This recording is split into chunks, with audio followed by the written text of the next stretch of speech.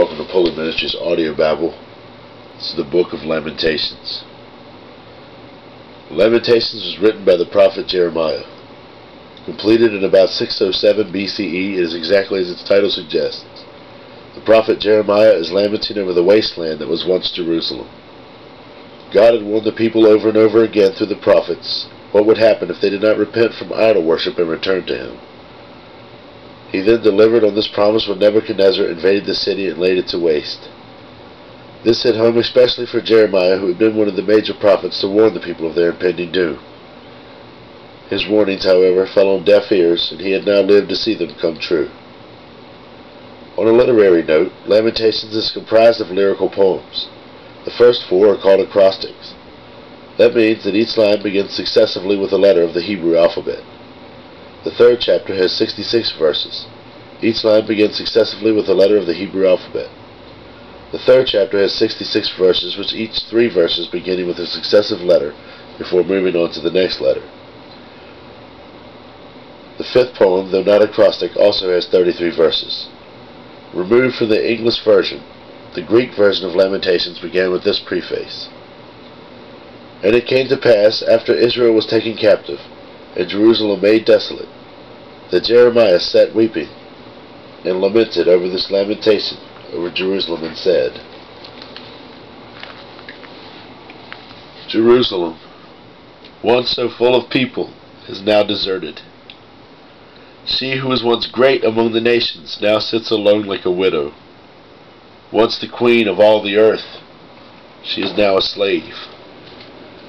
She sobs through the night. Tears stream down her cheeks.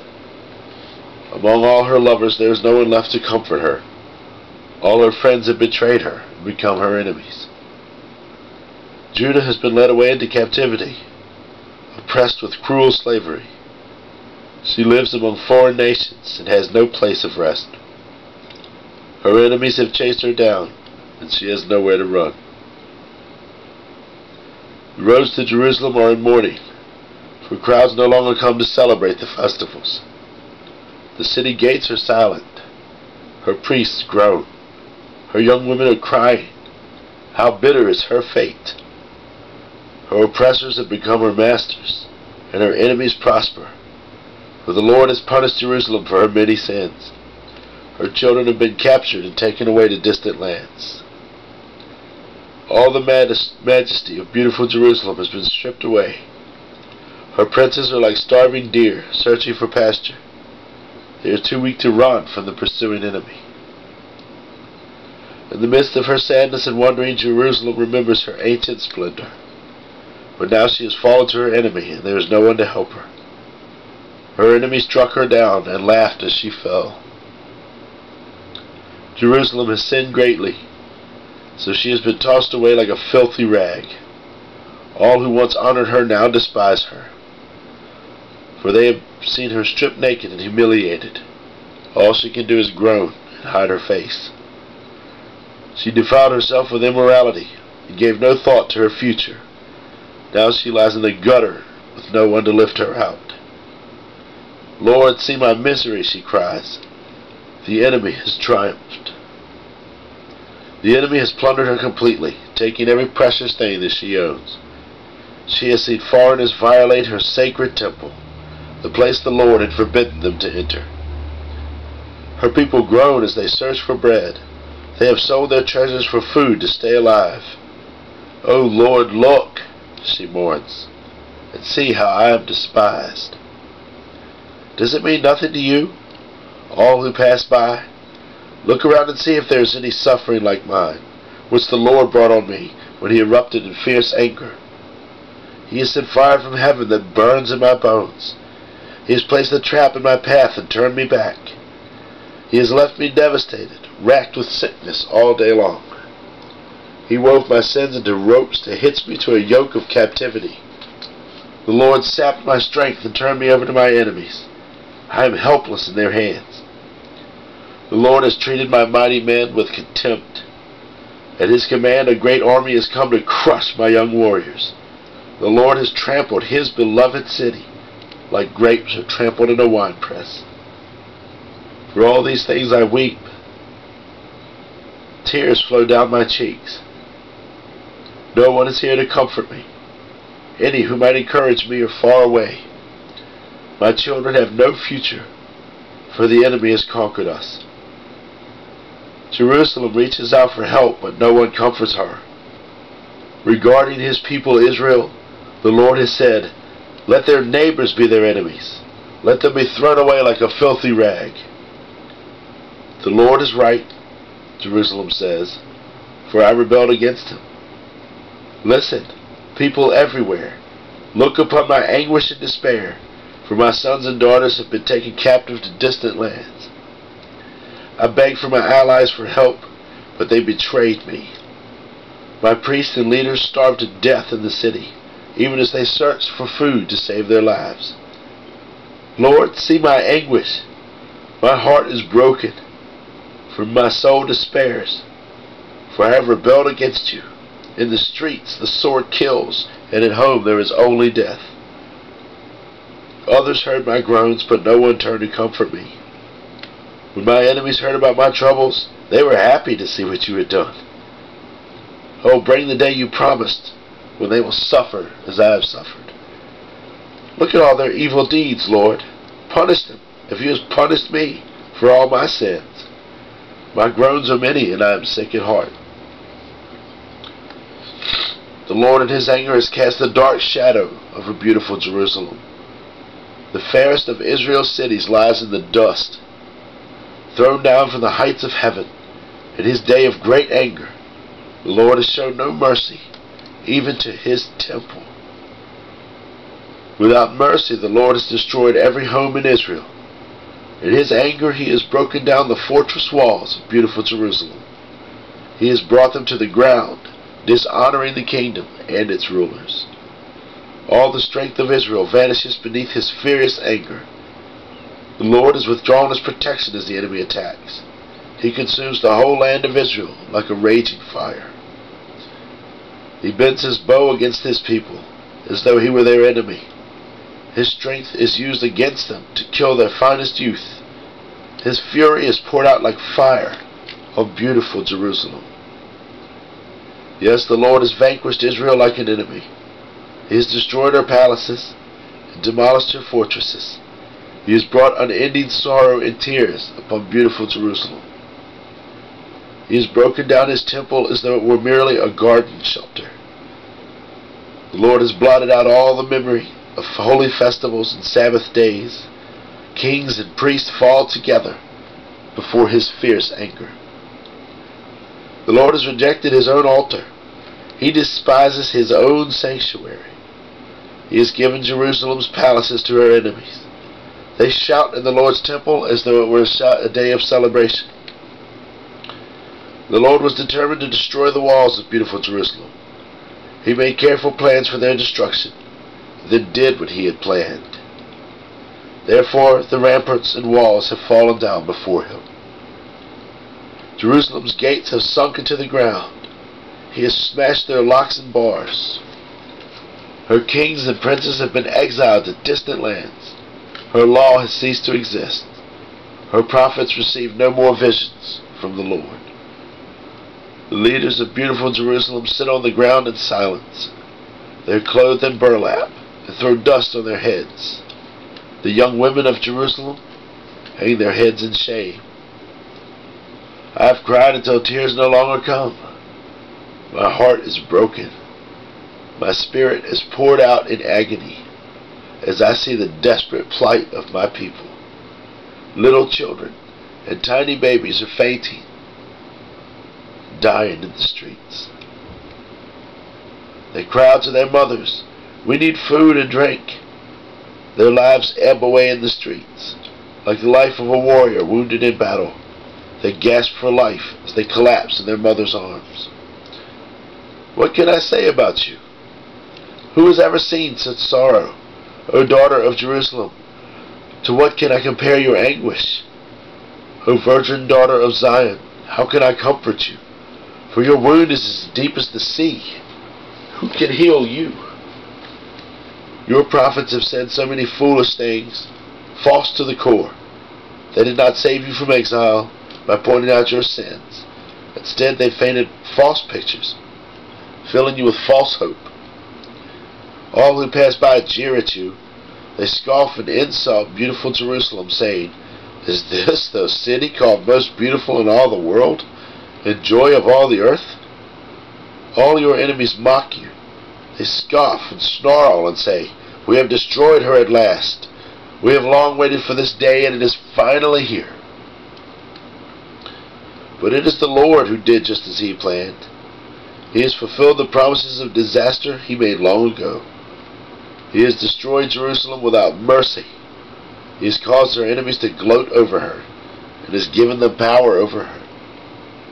Cry aloud before the Lord, O walls of beautiful Jerusalem. Let your tears flow like a river day and night. Give yourselves no rest. Give your eyes no relief. Rise during the night and cry out. Pour out your hearts like water to the Lord. Lift up your hands to Him in prayer, pleading for your children. For in every street they are faint with hunger. O Lord, think about this. Should you treat your own people this way?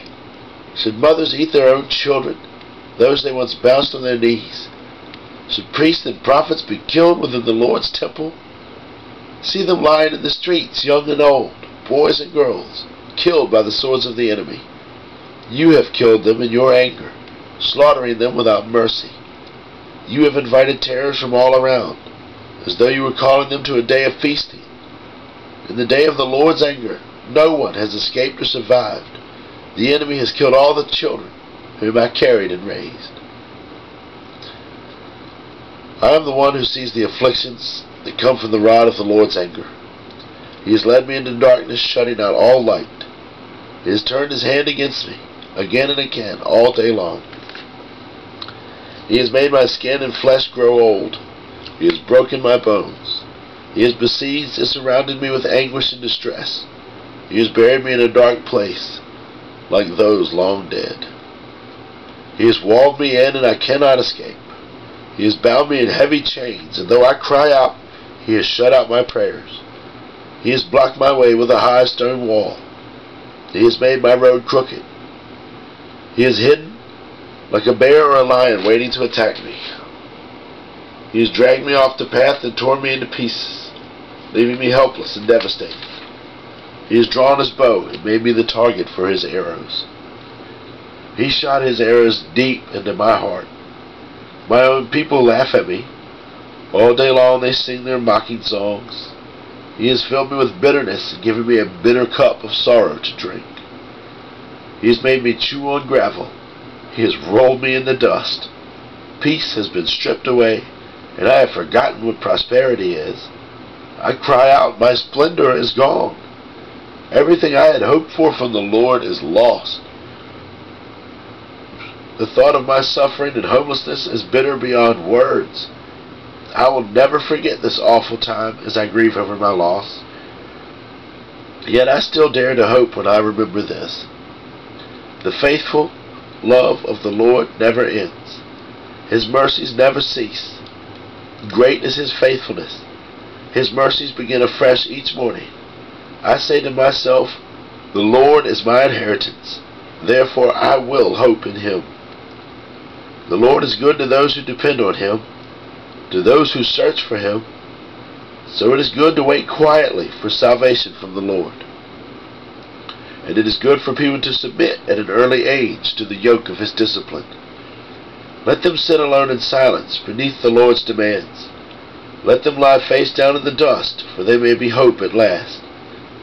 Let them turn the other cheek to those who strike them, and accept the insults of their enemies. For no one is abandoned by the Lord forever. Though He brings grief, He also shows compassion, because of the greatness of His unfailing love. For He does not enjoy hurting people or causing them sorrow. If people crushed underfoot all the prisoners of the land, if they deprive others of their rights in defiance of the Most High, if they twist justice in the courts, doesn't the Lord see all these things? Who can command things to happen without the Lord's permission? Does not the Most High send both calamity and good? Then why should we, mere humans, complain when we are punished for our sins? Instead, let us test and examine our ways. Let us turn back to the Lord. Let us lift our hearts and hands to God in heaven and say, we have sinned and rebelled, and you have not forgiven us. You have engulfed us with your anger, chased us down, and slaughtered us without mercy. You have hidden yourself in a cloud so our prayers cannot reach you. You have discarded us as refuse and garbage among the nations. All our enemies have spoken out against us. We are filled with fear, for we are trapped, devastated, and ruined. Tears stream from my eyes because of the destruction of my people. My tears flow endlessly. They will not stop until the Lord looks down from heaven and sees. My heart is breaking over the fate of all the women of Jerusalem. My enemies, whom I have never harmed, hunted me down like a bird. They threw me into a pit and dropped stones over me. The water rose over my head, and I cried out, this is the end. But I called on your name, Lord, from deep within the pit. You heard me when I cried. Listen to my pleading. Hear my cry for help. Yes, you came when I called, and you told me, do not fear. Lord, you are my lawyer. Plead my case, for you have redeemed my life. You have seen the wrong they have done to me, Lord. Be my judge and prove me right. You have seen the vengeful plots my enemies have laid against me. Lord, you have heard the vile names they call me. You know all about the plans they have made. My enemies whisper and mutter, and they plot against me all day long. Look at them. Whether they sit or stand, I am the object of their mocking songs. Pay them back, Lord, for all the evil they have done. Give them hard and stubborn hearts, and then let your curse fall on them. Chase them down in your anger, destroying them beneath the Lord's heavens. How the gold has lost its luster. Even the finest gold has become dull. The sacred gemstones lie scattered in the streets. See how the precious children of Jerusalem, worth their weight in fine gold, are now treated like pots of clay made by a common potter. Even the jackals feed their young, but not my people Israel. They ignore their children's cries like ostriches in the street. The parched tongues of their little ones stick to the roofs of their mouths in thirst. The children cry for bread, but no one has given any to them. The people who once ate the richest foods now beg in the streets for anything they can get. Those who once wore the finest clothes now search garbage dumps for food. The guilt of my people is greater than that of Sodom, where utter disaster struck in a moment, and no hand offered help. Our princes once glowed with health, brighter than snow, whiter than milk. Their faces were as ruddy as rubies, their appearance like fine jewels. But now their faces are blacker than soot. No one recognizes them in the streets. Their skin sticks to their bones. It is as dry and as hard as wood. Those killed by the sword are better off than those who die of hunger. Starving, they waste away from lack of food from the fields. Tender-hearted women have cooked their own children. They have eaten them to survive the siege. But now the anger of the Lord is satisfied. His fierce anger has been poured out. He started a fire in Jerusalem that burned the city to its foundations. Not a king in all the earth, not one in all of the world, would have believed that an enemy could march through the gates of Jerusalem. Yet it happened because of the sins of her prophets and the sins of her priests, who defiled the city by shedding innocent blood. They wandered blindly through the streets, so defiled by blood that no one dared to touch them. Get away, the people shouted at them. You're defiled, don't touch us. So they fled to distant lands and wandered among foreign nations, but no one would let them stay. The Lord himself has scattered them, and he no longer helps them. People show no respect for the priests and no longer honor the elders. Leaders. We looked in vain for our allies to come and save us, but we were looking to nations that could not help us. We couldn't go into the streets without danger to our lives. Our end was near. Our days were numbered. We were doomed. Our enemies were swifter than eagles in flight. If we fled to the mountains, they found us. If we hid in the wilderness, they were waiting for us there. Our King, the Lord's anointed, the very life of our nation, was caught in their snares. We had thought that his shadow would protect us against any nation on earth. Are you rejoicing in the land of Uz, O people of Edom? But you too must drink from the cup of the Lord's anger. You too will be stripped naked in your drunkenness. O beautiful Jerusalem, your punishment will end, and you will soon return from exile. But Edom, your punishment is just beginning. Soon your many sins will be exposed. Lord, remember what has happened to us. See how we have been disgraced. Our inheritance has been turned over to strangers, our homes to foreigners. We are orphaned and fatherless. Our mothers are widowed. We have to pay for water to drink, and even firewood is expensive. Those who pursue us are at our heels. We are exhausted, but we are given no rest. We submitted to Egypt and Assyria to get enough food to survive. Our ancestors sinned, but they have died, and we are suffering the punishment that they deserved. Slaves have now become our masters.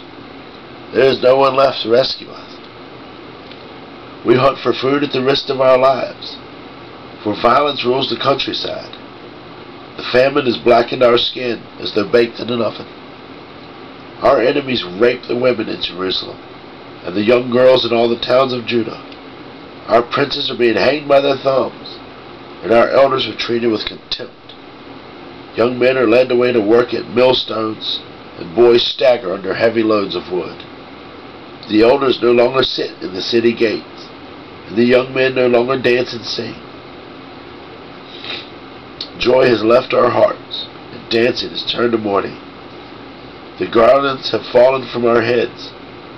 Weep for us because we have sinned. Our hearts are sick and weary, for our eyes grow dim with tears. For Jerusalem is empty and desolate, a place haunted by jackals. But Lord, you remain the same forever. Your throne continues from generation to generation. Why do you continue to forget us? Why have you abandoned us for so long? Restore us, O Lord, and bring us back to you again. Give us back the joys we once had. Or have you utterly rejected us? Are you angry with us still? That's it. That's the second book of Jeremiah, Lamentations. Again, this is after the exile, when Judah and Jerusalem had been completely destroyed. And Jeremiah had been telling them, all this time, he had been telling them that God's going to destroy us. And nobody would listen, and it came to pass. And basically, Lamentations is how he felt about it. And, he pronounced judgment. There in the first half, he said, we knew this was coming. I told you this was going to happen. But he was still just utterly sad and overwhelmed that it had come to pass. And then, there were words of encouragement. He said, it's not too late. We can turn to God, and he will restore us even still, even though there appears to be no hope. If we just turn now and do the right thing, then God will restore us. And, of course he did. They eventually did come back from the exile.